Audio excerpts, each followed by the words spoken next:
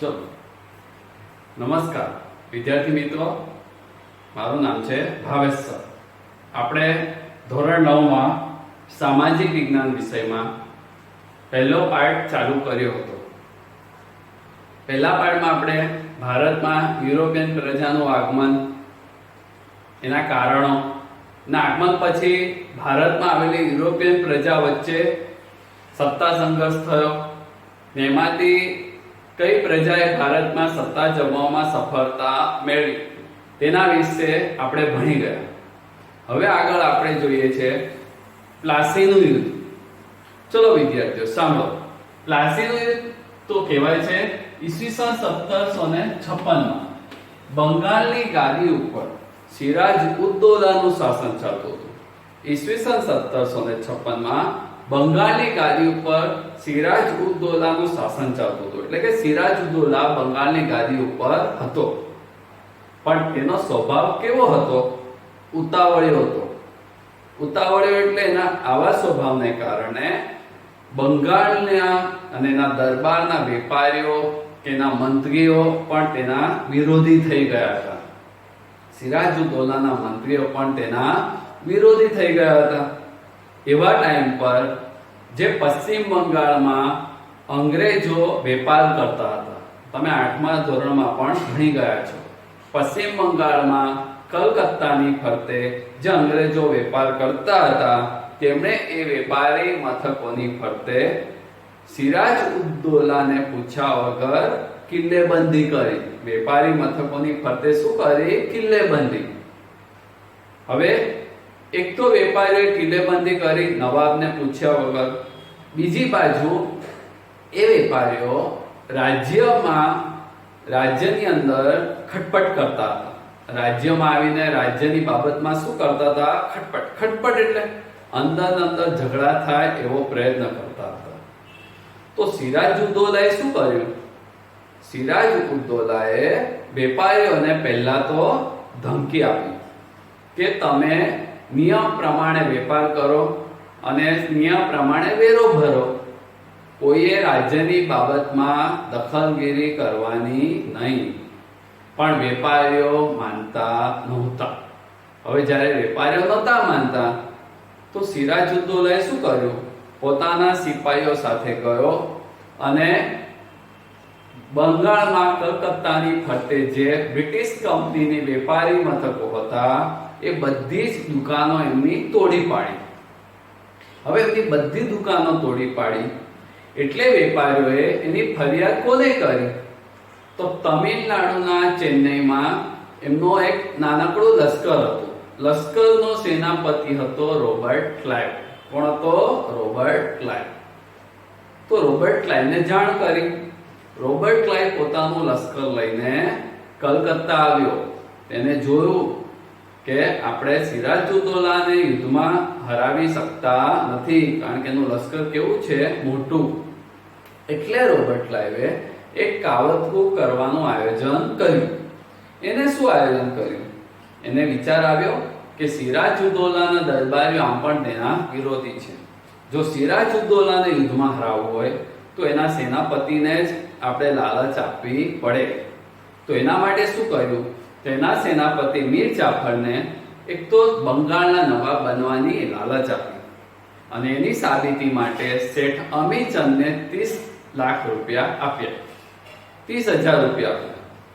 ચલો હવે આ નિયમ મીર જાફર જ્યારે તૈયાર થઈ ગયો તો રોબર્ટ ક્લાઇવે 1757માં 23 જૂન 1757માં બંગાળમાં મુર્શિદાબાદથી 38 કિલોમીટર દૂર આવેલા પ્લાસીના મેદાન, ફરી 23 જૂન 1757, કઈ તારીખે?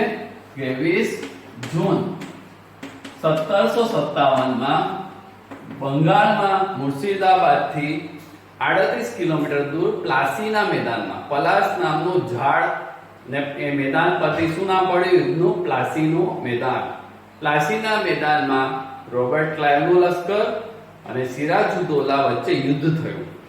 જ્યારે યુદ્ધ ચાલતું હતું ત્યારે શરત પ્રમાણે મીર જાફર લશ્કર લઈને અંગ્રેજોના પક્ષમાં જતો રહ્યો. હવે અંગ્રેજોના પક્ષમાં ગયો એટલે સિરાજ ઉદ્દૌલા એકલો પડ્યો અને એકલો પડ્યો એટલે એની દગાથી પછી હત્યા કરવામાં આવી. જો સિરાજ ઉદ્દૌલાનું અવસાન થયું અને એની ગાદી પર કોણ આવ્યું? મીર જાફર. કોણ આવ્યો? મીર જાફર. હવે જ્યારે મીર જાફર બંગાળની ગાદી પર આવ્યો તો એનાથી ભારતમાં અંગ્રેજ સત્તાનો શું નખાઈ ગયો? પાયો. ભલે મીર જાફર ગાદી પર બેઠો છે પણ શાસન ચલાવવાની સલાહ કોણ આપે? બ્રિટિશ સરકાર આપે. એટલે એની ગાદી પર ભલે મીર જાફર છે, એને શરત પ્રમાણે શું કરવાનું? અંગ્રેજોના નિયમ પ્રમાણે વ્યવહાર કરવાનો. બરોબર. અને મીર જાફરે ગાદી પર આવ્યા પછી અંગ્રેજોને પહેલીવાર બંગાળના 24 પરગણા એટલે 24 ગામોમાં મૈસૂર ઉઘરાવવા માટેની છૂટ આપી. તો વિદ્યાર્થીઓ, પ્લાસીનું યુદ્ધ થયું. પ્લાસીના યુદ્ધ થયા પછી શું થયું એ હવે તમને હું નકશા વડે કરી બતાવું છું.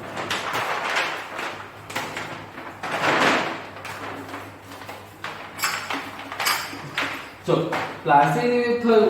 પ્લાસીના યુદ્ધમાં મેં તમને અત્યારે જ વાત કરી, બંગાળમાં થયું પ્લાસીના મેદાનમાં.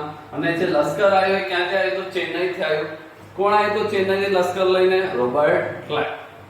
બરોબર. અહીં ચેન્નઈથી આવ્યો હતો અને બંગાળમાં પ્લાસીના મેદાનમાં યુદ્ધ થયું. ચલો, સિરાજુદ્દૌલાના અવસાન પછી બંગાળની ગાદી પર કોણ આવ્યો? મીર જાફર. મીર જાફર પાસેથી અંગ્રેજોએ શરૂઆતમાં તો પોતાને જોઈતું તો એટલું ધન મેળવી લીધું, પણ તોય અંગ્રેજોને મીર જાફરથી જોઈએ એવો સંતોષ થતો નહોતો. તોય અંગ્રેજોને મીર જાફરથી જોઈએ એવો સંતોષ થતો નહોતો. એટલે અંગ્રેજોએ શું કર્યું? મીર જાફરને હટાવી અને તેની જગ્યાએ મીર કાસિમને બેસાડી દીધો. કોને બેસાડ્યો? મીર કાસિમ. પણ મીર કાસિમ મીર જાફર કરતા વધારે પડતો કેવો હતો? ઉગ્ર વલણ ધરાવતો હતો અને તે અંગ્રેજોને કોઈ જગ્યાએ સપોર્ટ કરતો નહોતો. મીર કાસિમ અંગ્રેજોને જોઈએ એવી મદદ કરતો નહોતો. એટલે અંગ્રેજો એનાથી કેવા થઈ ગયા? હેરાન. હવે અંગ્રેજો મીર કાસિમથી હેરાન થયા એટલે મીર કાસિમને ફરીથી ગાદી પરથી હટાવ્યો અને એની જગ્યાએ કોને બેસાડ્યો? મીર જાફર. ફરી બેસાડ્યો. મીર કાસિમને ગાદી પરથી હટાવ્યો એટલે હવે એક નવી ઘટના બની. હવે કયું યુદ્ધ થયું? બક્સરનું યુદ્ધ. કયું યુદ્ધ થયું? બક્સરનું યુદ્ધ. જો બક્સરનું યુદ્ધ થવાનું કારણ કયું? મીર જાફરને ગાદી પરથી હટાવીને મીર કાસિમને બેસાડ્યો તો ફરી મીર કાસિમને હટાવીને મીર જાફરને બેસાડ્યો. મીર કાસિમને જ્યારે ગાદી પરથી હટાવ્યો એટલે તે 3 જણને મળ્યો. એટલે 2 જણને મળ્યો. એક તો મોગલ બાદશાહ શાહ, એક તો અવધના નવાબ, ઉત્તર પ્રદેશમાં અવધનો નવાબ મોગલ બાદશાહ શાહ આલમ અને અયોધ્યાના નવાબને મળ્યો. એટલે ત્રણેયનું લશ્કર ભેગું થયું. કોનું? મીર કાસિમ, અવધના નવાબ અને મુગલ બાદશાહ શાહ. ત્રણેયનું લશ્કર ભેગું થયું અને ત્રણેયના ભેગા થયેલા લશ્કરે ઈસવીસન 1764 માં, કઈ સાલમાં? 1764 માં ત્રણેયના ભેગા થયેલા લશ્કરે કોની સામે યુદ્ધ કર્યું? અંગ્રેજોએ. પણ આ યુદ્ધમાં બી શું થયું? અંગ્રેજો જીતી ગયા અને મીર કાસિમ ભાગી ગયો અને નવાબને બંગાળનું શું આપવામાં આવ્યું? પદ. બરાબર. હવે જ્યારે નવાબને બંગાળનું પદ આપવામાં આવ્યું તો એ વખતે જો વિદ્યાર્થીઓ, બિહાર, બંગાળ અને ઓરિસ્સા, બિહાર, બંગાળ અને ઓરિસ્સા, આ 3 રાજ્યોમાં મૈસૂર ઉઘરાવવાની જવાબદારી કોને મળી? નવાબને. બિહાર, બંગાળ, ઓરિસ્સા, આ 3 રાજ્યોમાં મૈસૂર ઉઘરાવવાની જવાબદારી કોને મળી? નવાબ. એટલે કે શાસન નવાબે ચલાવવાનું, મૈસૂર બી ઉઘરાવવાનું, ને ઉઘરાવેલું મૈસૂર કોને આપવાનું? બ્રિટિશ સરકારને. એટલે કે એક જ રાજ્યોમાં 2 જુદી જુદી પદ્ધતિથી શાસન ચાલુ થયું. તો આ પ્રકારની પદ્ધતિને શું કહેવાય? દ્વિમુખી શાસન પદ્ધતિ. એટલે એક જ રાજ્યમાં 2 શાસકો દ્વારા શાસન ચાલે.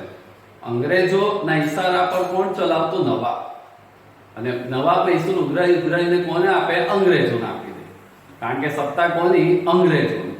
પણ પરીક્ષામાં પૂછાય કે ભારતમાં કયા યુદ્ધથી અંગ્રેજોની સત્તાનો પાયો નખાઈ ગયો? પ્લાસીના યુદ્ધથી. કયા યુદ્ધથી? પ્લાસીના યુદ્ધ. પણ એ પૂછે ભારતમાં બ્રિટિશ સત્તા વધારવામાં કયા યુદ્ધે ફાળો આપ્યો? બક્સરનું યુદ્ધ. ક્યારે થયું? 1764 આનાથી ભારતમાં બિહાર, બંગાળ અને ઓરિસ્સામાં બ્રિટિશ સત્તાનો શું થયો? વિસ્તાર. જો વિદ્યાર્થીઓ, હવે દ્વિમુખી શાસન પદ્ધતિ થઈ તો નવા મહેસૂલ ઉઘરાવ્યા કરે અને વેપારીઓ બ્રિટિશ કંપનીને આપે. હવે બ્રિટિશ કંપનીના વેપારીઓ શું કરતા? નવાબ પાસેથી જે પણ મહેસૂલ મળતું એ મહેસૂલ ઇંગ્લેન્ડ મોકલવાની જગ્યાએ પોતાની પાસે રાખતા અને પોતાનો એમને અંગત વેપાર ચાલુ કરી દીધો. અંગ્રેજ વેપારી શું કર્યું? પોતાનો અંગત વેપાર ચાલુ કર્યો. પોતાનો અંગત વેપાર ચાલુ કર્યો એટલે નુકસાન કોને થયું? બ્રિટિશ ઈસ્ટ ઇન્ડિયા કંપનીને થયું. કોને થયું? બ્રિટિશ ઈસ્ટ ઇન્ડિયા કંપનીને. હવે એટલા માટે બ્રિટિશ ઈસ્ટ ઇન્ડિયા કંપનીને નફો મળે એના માટે ફરીથી ઇંગ્લેન્ડમાં ઈસવીસન 1773 કઈ સાલમાં? ઈસવીસન 1773 ઇંગ્લેન્ડમાં નિયામક ધારાની જોગવાઈ થઈ. કયો ધારો? નિયામક ધારો. બક્સરના યુદ્ધ પછી ભલે અંગ્રેજો જીતી ગયા પણ વેપારીઓ જે મહેસૂલ આવતું એ પોતાનો વેપાર કરતા. એટલે નુકસાન કોને થયું? બ્રિટિશ ઈસ્ટ ઇન્ડિયા કંપનીને થયું. એટલે બ્રિટિશ સરકારે ઇંગ્લેન્ડમાં ઈસવીસન 1773 નિયામક ધારાની જોગવાઈ કરી અને આ જોગવાઈ પ્રમાણે ભારતમાં બંગાળને ગવર્નર જનરલનું પદ આપવામાં આવ્યું. કેમ? તો આખા ભારતનું સૌથી મોટું રાજ્ય કયું હતું? બંગાળ. તે વખતે બંગાળને શું મળ્યું? ગવર્નર જનરલનું પદ. અને એની નીચે મુંબઈ અને ચેન્નઈના ગવર્નરો અને આખા ભારતના ગવર્નરો અને કાઉન્સિલોને પણ મૂકવામાં આવ્યા. એટલે આખા ભારતનું સૌથી મોટું ગવર્નર જનરલ પદ કોને મળ્યું? બંગાળને. અને એ ગવર્નર જનરલ પદ પર કોણ આવ્યો? સૌથી પહેલો વોરન હેસ્ટિંગ્સ. કોણ આવ્યો? વોરન હેસ્ટિંગ્સ આવ્યો. બરોબર? ક્યારે આવ્યો? ઈસવીસન 1773. વોરન હેસ્ટિંગ્સ આવ્યો. એને આવતાની સાથે શું કર્યું? તો બિહાર, બંગાળ, ઓરિસ્સામાં ચાલતી દ્વિમુખી શાસન પદ્ધતિનો સૌથી પહેલા શું લઈ આવ્યો? અંત. બરાબર? કારણ કે એને પૂછ્યા વગર, બંગાળના ગવર્નર જનરલને પૂછ્યા વગર ભારતના કોઈ બ્રિટિશ ગવર્નર જનરલ કે વેપારી અંગત પોતાનો વેપાર કરી શકતા નહીં. કે આખા ભારતનો ગવર્નર જનરલનું પદ કોને મળી ગયું હતું? બંગાળને. બરાબર? હવે વિદ્યાર્થીઓ આપણે આગળ જોઈએ કે આ વોરન હેસ્ટિંગે શું કર્યું. જો ત્યારબાદ વોરન હેસ્ટિંગ્સે શું કર્યું? તો વોરન હેસ્ટિંગ્સના સમયમાં ભારતના પ્રથમ મરાઠા વિગ્રહ થયો. કયો? પ્રથમ મરાઠા વિગ્રહ. બીજો પ્રથમ મૈસૂર વિગ્રહ થયો. એક મૈસૂર વિગ્રહ મૈસૂરના રાજા હૈદર અલી સાથે થયો અને બીજો મૈસૂર વિગ્રહ પણ થયો. બસ એ કોના સમયમાં થયું? Warren Hastings. કયા યુદ્ધ થયા? પ્રથમ મરાઠા વિગ્રહ થયો, મરાઠાઓ સાથે યુદ્ધ થયું. પછી પ્રથમ મૈસૂર હૈદર અલી સાથે થયું અને બીજો મૈસૂર વિગ્રહ થયો. વોરન હેસ્ટિંગ્સ પછી ભારતના ગવર્નર જનરલ તરીકે કોણ આવ્યો? કોર્નવોલિસ. કોણ આવ્યો? કોર્નવોલિસ. તમે 8મા ધોરણમાં ભણી ગયા છો કે કોર્નવોલિસ જ્યારે ભારતમાં આવ્યો ત્યારે તેણે કઈ પદ્ધતિ અમલમાં મૂકી હતી? કોર્નવોલિસ જ્યારે ભારતમાં આવ્યો ત્યારે તેણે કઈ પદ્ધતિ અમલમાં મૂકી? કાયમી જમાબંધી. કઈ પદ્ધતિ? કાયમી જમાબંધી. આ નિયમ પ્રમાણે ખેડૂતોએ ડાયરેક્ટ મહેસૂલ જમીનદારોને આપવાનો અને જમીનદારો કોને આપે? કલેક્ટરોને. એ તમે 8મા ધોરણમાં ભણી ગયા. કોર્નવોલિસના સમયમાં ભારતનો બીજો મૈસૂર વિગ્રહ થયો. ત્રીજો મૈસૂર વિગ્રહ થયો. એ કોની સાથે થયો? ટીપુ સુલતાન. કોની સાથે થયો? ટીપુ સુલતાન, મૈસૂરનો રાજા. અથવા મૈસૂરનો વાઘ, કર્ણાટકના મૈસૂરનો વાઘ કોને કહેવાય? ટીપુ સુલતાન. સાથે કયો વિગ્રહ થયો? ત્રીજો મૈસૂર વિગ્રહ. અને એમાં ટીપુ સુલતાનની સાથે એને સંધિ સ્વીકારવાની ફરજ પડી. કોને? કોર્નવોલિસને ટીપુ સુલતાન સાથે સંધિ થઈ. ફરીથી વોરન હેસ્ટિંગ્સ સાથે પ્રથમ મરાઠા વિગ્રહ, પછી હૈદર અલી સાથે પ્રથમ વિગ્રહ હૈદર અલી, અને એની સાથે ફરી બીજો હૈદર અલી સાથે બીજો મૈસૂર વિગ્રહ થયો. પણ ત્રીજો મૈસૂર વિગ્રહ ટીપુ સુલતાન સાથે, મૈસૂરના રાજા, મૈસૂરનો વાઘ કોને કહેવાય? ટીપુ સુલતાન સાથે કોનો થયો? કોર્નવોલિસ. બરોબર. ચલો, કોર્નવોલિસ પછી ભારતમાં કોણ આવ્યું? તો ભારતમાં આવ્યો સર જ્હોન સોરે. કોણ આવ્યો? Sir John Shore. બરાબર. કોર્નવોલિસ પછી ભારતમાં કોણ આવ્યો? Sir John Shore. જે ભારતમાં ગવર્નર જનરલ તરીકે સર જ્હોન સોરે આવ્યો, તો તેણે કઈ નીતિ અમલમાં મૂકી? તટસ્થતાની. કઈ નીતિ? તટસ્થતાની નીતિ અમલમાં મૂકી. તો તટસ્થતાની નીતિ એટલે શું? તો ભારતમાં આવેલા governor general sir John Shore જે તટસ્થતાની નીતિ અમલમાં મૂકી, એના કારણે ભારતમાં અંગ્રેજ સત્તા નબળી પડી અને અંગ્રેજોના વિરોધીઓ મરાઠાઓ શક્તિશાળી બનતા ગયા. અંગ્રેજ સત્તા કેવી પડી? નબળી. કોના સમયમાં? Sir John Shore. અને તટસ્થતાની એટલે શું? કે એને અંગ્રેજ સત્તાના વિસ્તાર માટેનો કોઈ પ્રયત્ન કર્યો નહીં. બરાબર. એના કારણે ભારતમાં અંગ્રેજ સત્તાને શું થયું? નુકસાન. તો સર જ્હોન સોરેને બ્રિટિશ ઈસ્ટ ઇન્ડિયા કંપનીએ પાછો બોલાવી લીધો અને એના પછી ભારતમાં કોણ આવ્યો? વેલેસ્લી. કોણ આવ્યો? વેલેસ્લી આવ્યો. વેલેસ્લીએ ભારતમાં આવ્યા પછી કઈ યોજના અમલમાં મૂકી? સહાયકારી. કઈ યોજના? સહાયકારી. જે તમે 8મા ધોરણમાં ભણી ગયેલા છો. વેલેસ્લીએ કેમ સહાયકારી યોજના અમલમાં મૂકી? તો સાંભળો વિદ્યાર્થીઓ. ભારતમાં જ્યારે ગવર્નર જનરલ તરીકે વેલેસ્લી આવ્યો, ત્યારે એણે જોયું કે સર જ્હોન સોરે દ્વારા અમલમાં મુકાયેલી તટસ્થતાની નીતિથી અંગ્રેજ સત્તા એક તો નબળી પડેલી છે. તો વેલેસ્લીએ શું કર્યું? આ નબળી પડેલી અંગ્રેજ સત્તાને ભારતમાં પુનઃસ્થાપિત કરવા અને તેની પ્રતિષ્ઠાને પુનઃસ્થાપિત કરવા માટે ભારતમાં ગવર્નર જનરલ વેલેસ્લીએ જે યોજના અમલમાં મૂકી, તેને ઇતિહાસમાં શું નામ આપવામાં આવ્યું? સહાયકારી યોજના. શું નામ અપાયું? સહાયકારી યોજના. નબળી પડેલી અંગ્રેજ સત્તાને પુનઃસ્થાપિત કરવા અને તેની પ્રતિષ્ઠાને ફરી ઊભી કરવા જે યોજના અમલમાં મૂકી, તેને શું કહેવાય? સહાયકારી યોજના. વેલેસ્લી આ યોજના કેટલા વર્ષ ચલાવી? 7 વર્ષ. કેટલા વર્ષ? 7 વર્ષ. અને સૌથી પહેલી આ યોજના કોણે સ્વીકારવાની ફરજ પડી? હૈદરાબાદનો નિઝામ. આ યોજના સૌથી પહેલા કોણે સ્વીકારી? નિઝામ. હૈદરાબાદનો નિઝામ, સિંધિયા, હોલકર વગેરે જેવા રાજાઓએ વેલેસ્લીની સહાયકારી યોજના સ્વીકારી. ચલો વિદ્યાર્થીઓ, હવે વેલેસ્લીએ જે સહાયકારી યોજના અમલમાં મૂકી હતી, પણ એનો નિયમો શું હતા? સાંભળો, જે તમે 8મા ધોરણમાં પણ ભણી ગયેલા છો. આ યોજના પ્રમાણે જે રાજા આ યોજના સ્વીકારે, તેણે કંપનીનું એક લશ્કર પોતાના દરબારમાં રાખવું પડે. બદલામાં અને કંપનીનો અધિકારી રાખવો પડે. ફરીથી એક કંપનીનું લશ્કર રાખવાનું અને એક અધિકારી રાખવાનું. બદલામાં કંપનીને પૈસા આપવાના, કાં તો પોતાના રાજ્યનો અડધો ભાગ આપવાનો. બીજું, આ સંધિ મુજબ રાજા કોઈ બીજા રાજા સાથે ડાયરેક્ટ સંધિ ના કરી શકે, યુદ્ધ ના કરી શકે. જો રાજાને સંધિ કરવી હોય, યુદ્ધ કરવું હોય કે બહાર ફરવા જવું હોય, તો બધી જગ્યાએ કંપનીના અધિકારીને વચ્ચે રાખવો પડે.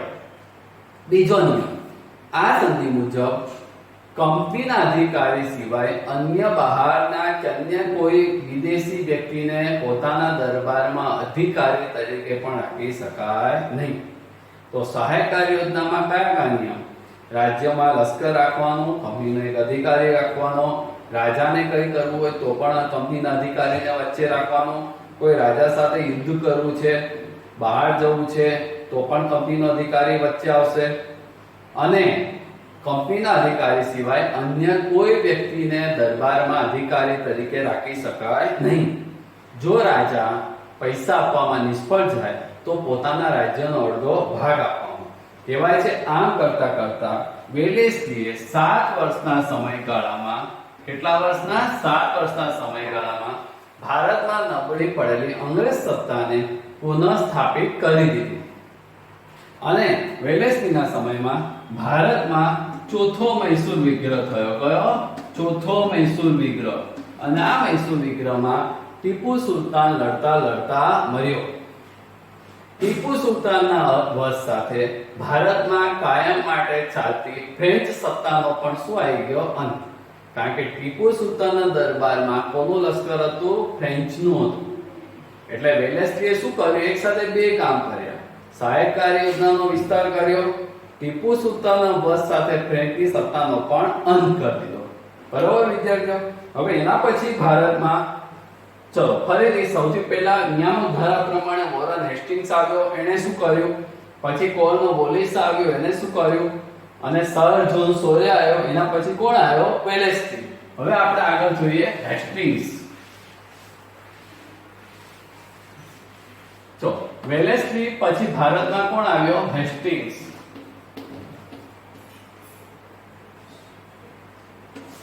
તો હેસ્ટિંગ્સના સમયમાં શું થયું ભારતમાં? તો વેલેસ્લી પછી જે ભારતમાં હેસ્ટિંગ્સ આવ્યો તેણે શું કર્યું? તો ભારત નેપાળ સાથે યુદ્ધ કર્યું. હેસ્ટિંગ્સે શું કર્યું? નેપાળ સાથે યુદ્ધ કરી ભારતના લશ્કરમાં ગુરખાઓની ભરતી કરી. કોની ભરતી? ગુરખાની ભરતી કરી. શેમાં ભરતી કરી? લશ્કરમાં. ગુરખા એટલે શું? નેપાળી કે હિમાલયની પર્વતમાળા રહેતા છે, પર્વતમાળા ઉપર છે કદાવર લોકો રહે છે, હાઈટ બોડીમાં એકદમ મજબૂત, એવા લોકોને શું કહેવાય? ગુરખા. એવાની ભરતી કોણે કરી? હેસ્ટિંગ્સે. બીજું શું કર્યું હેસ્ટિંગે? કે ભારતના લોકોને પિંડારાઓને ત્રાસમાંથી મુક્ત કરાવ્યા. પિંડારાના ત્રાસમાંથી મુક્તિ અપાવી. કોના ત્રાસમાંથી મુક્તિ અપાવી? પિંડારાઓ. પિંડારા એટલે એ વખતે ચોર ડાકોનો ઘણો ત્રાસ હતો. જ્યારે કોઈ યાત્રિકો મુસાફરો જાય તો પિંડારાઓ એમને લૂંટી લે અને ગળે ફાંસો આપે. એટલે એના પિંડારાઓના ત્રાસમાંથી પણ એને શું કરાવી? મુક્તિ અપાવી. બરાબર? તો હેસ્ટિંગે નેપાળ સાથે યુદ્ધ કરી ભારતના લશ્કરમાં ગુરખાઓની ભરતી કરી અને પિંડારાના ત્રાસમાંથી આપણને મુક્તિ અપાવી. હવે એના પછી આપણે આગળ જોઈએ હેસ્ટિંગ્સ પછી કોણ આવ્યો? ડેલહાઉસી. કોણ આવ્યો? ડેલહાઉસી. ડેલહાઉસી ભારતમાં આવ્યો અને એને પછી કઈ નીતિ અમલમાં મૂકી? જીત, જપ્તી અને ખાલસા નીતિ. કઈ નીતિ? જીત, જપ્તી અને ખાલસા નીતિ. ડેલહાઉસી ભારતમાં આવીને કઈ નીતિ અમલમાં મૂકી? જીત, જપ્તી અને ખાલસા નીતિ. કહેવાય છે વેલેસ્લીનું અધૂરું કાર્ય કોણે પૂરું કર્યું? ડેલહાઉસીએ. એટલે જ ડેલહાઉસીને ભારતમાં કયા નામથી ઓળખવામાં આવે છે? સામ્રાજ્યવાદી, સુધારાવાદી તરીકે પણ ઓળખવામાં આવે છે. ડેલહાઉસીને કયા નામથી ઓળખવામાં આવે? સામ્રાજ્યવાદી અને સુધારકવાદી. કેમ? તો ડેલહાઉસી એ જે યોજના અમલમાં મૂકી હતી એમાં એક નીતિ હતી ખાલસા નીતિ. ખાલસા નીતિ એટલે શું? તો ભારતમાં દેશી રાજાઓની સત્તાનો અંત લાવવાનો અને તેમના રાજ્યને બ્રિટિશ સત્તાના અંકુશ નીચે મૂકવાનો. ફરીથી ભારતમાં દેશી રાજાઓની સત્તાનો અંત લાવી તેમના રાજ્યને બ્રિટિશ સત્તાના અંકુશ નીચે મૂકવા ડેલહાઉસીએ કઈ નીતિ અમલમાં મૂકી? ખાલસા નીતિ. બરાબર? એટલે વેલેસ્લીનું અધૂરું કામ કોણે પૂરું કર્યું? ડેલહાઉસીએ. હવે ડેલહાઉસીએ કયા કામ કર્યા? તો ડેલહાઉસીએ ભારતના અનેક રાજાઓના રાજ્ય જીતી લીધા. આ ઉપરાંત એને કેટલાક સુધારા કર્યા. કયા સુધારા કર્યા? તો ભારતમાં સૌપ્રથમ રેલવેની શરૂઆત કરી. ક્યારે? 1853 મુંબઈથી થાણા વચ્ચે શેની શરૂઆત થઈ? રેલવે. પછી તેણે તેના સમયે ભારતમાં જાહેર બાંધકામ ખાતાની શરૂઆત થઈ. શેની શરૂઆત થઈ? બાંધકામ ખાતાની. આ સિવાય તેના સમયમાં ભારતમાં મુંબઈ, ચેન્નઈ અને કલકત્તામાં અંગ્રેજી માધ્યમની યુનિવર્સિટીની શરૂઆત થઈ. પછી ભારત અને ઇંગ્લેન્ડ વચ્ચે તાર વ્યવહાર અને આગબોટ સેવાની શરૂઆત થઈ. બરાબર. તેના સમયમાં જ ભારતમાં બાળ લગ્ન ઉપર પ્રતિબંધ અને વિધવા વિવાહ પુનઃલગ્નને લગતો ઠરાવ પસાર થયો. ફરીથી ડેલ હાઉસે કયા સુધારા કર્યા? તેના સમયે ભારતમાં રેલવેની શરૂઆત થઈ. 1853માં મુંબઈથી થાણા વચ્ચે રેલવે લાઇનની શરૂઆત થઈ. જાહેર બાંધકામ ખાતાની શરૂઆત કરાવી. તેના સમયમાં ભારતમાં મુંબઈ, ચેન્નઈ અને કલકત્તા જેવા રાજ્યોમાં અંગ્રેજી માધ્યમની યુનિવર્સિટીઓનો પ્રારંભ થયો અને બાંધકામ ખાતાની શરૂઆત. તેના સમયમાં બાળ લગ્ન ઉપર પ્રતિબંધ અને વિધવા વિવાહ પુનઃલગ્નને લગતો ઠરાવ પસાર કર્યો. વિદ્યાર્થી બીજો પોઈન્ટ છે કે વિધવા વિવાહ એટલે કે સતી પ્રથા ઉપર પ્રતિબંધ કોણે મૂક્યો હતો? તો તમે 8મા ધોરણમાં પણ ભણી ગયા, વિલિયમ બેન્ટિંગે. બરાબર. અને એના માટે પ્રચાર કોણે કર્યો હતો? તે વખતે રાજા રામ મોહન રાય. કારણ કે એની ભાભીને સતી થવું પડ્યું. હવે ચલો, સ્ત્રીઓ સતી થતી બચી ગઈ રાજા રામ મોહન રાયના કારણે, એના પ્રયત્નોને કારણે. પણ જો હવે સ્ત્રીઓને વિધવા જીવન જીવવાનો વારો આવ્યો. પણ વિધવા થયેલી સ્ત્રીઓને તે સમયના સમાજના લોકો હેરાન કરતા હતા, પરિવારના લોકો પણ હેરાન કરતા હતા, એને અપશુકન માનતા હતા. એટલે વિધવા વિવાદને લગ્નને લગતો ઠરાવ કોના સમયમાં પસાર થયો? ડેલ હાઉસી.